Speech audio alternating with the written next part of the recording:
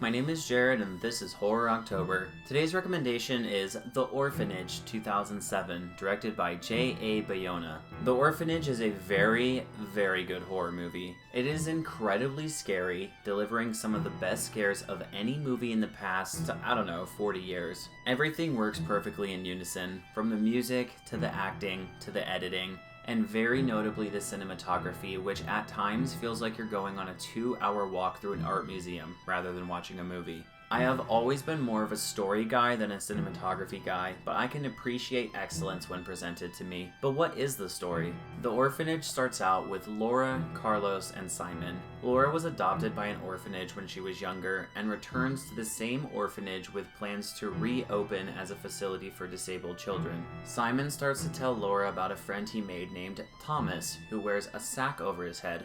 So basically Sam from Trick or Treat, but hopefully less of a literal pumpkin. Soon after moving into the orphanage, a social worker named Benigna comes to the house looking for information on Simon. Laura and Carlos reveal that Simon is adopted and that he is HIV positive.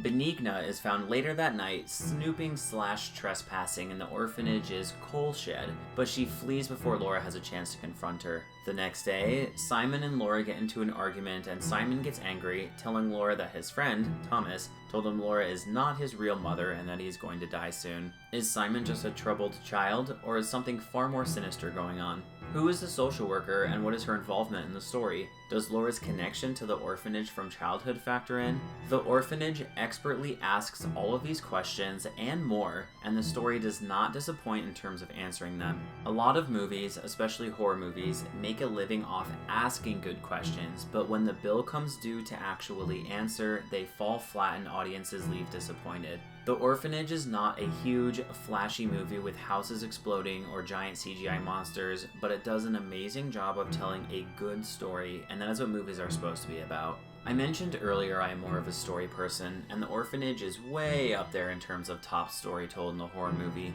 I already mentioned how scary this movie is, and I really want to emphasize that because it takes a rare combination of every element of the movie clicking simultaneously to produce scares like The Orphanage, and the result is an absolute must-see film. Bayona is a good friend of Guillermo del Toro and asked him to help produce the film and double the budget, both of which happened. They wanted to capture the feel of 1970s Spanish cinema, and they succeeded so spectacularly when the movie opened at Cannes Film Festival in 2007, it received a standing ovation lasting over 10 minutes. Overall, The Orphanage is a great movie and one that I consider to be a top horror movie of all time, but rarely see it mentioned in people's top horror movie lists. I assume this is because it is a Spanish film, but honestly that doesn't distract at all from the quality for me. Watch this movie in its native language and enjoy the ride. It's one you won't soon forget. Alright, and that wraps up recommendation number 29 for Horror October, and check back in tomorrow for a movie about plants copying people's bodies.